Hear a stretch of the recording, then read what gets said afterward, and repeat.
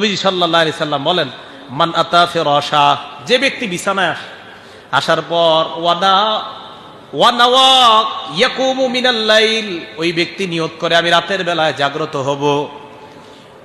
বিছানায় আসার পর নাওয়া ইয়াকুমু ইউসাল্লি মিনাল লাইল, আজকে আপনারা বিছানায় গেলেন, যাওয়ার পর রাতের বেলা আপনারা নিয়ত করলেন আমি রাতের বেলা উঠবো, ওঠার পর তাহাজ্জুদের সালাত আদায় করব।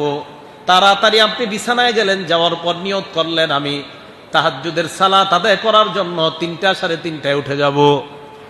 ফাগলাবাত আইনা, রাতের বেলা আপনি উঠতে পারেন নাই, তাহাজ্জুদের সময় আপনি ঘুমায় আছেন।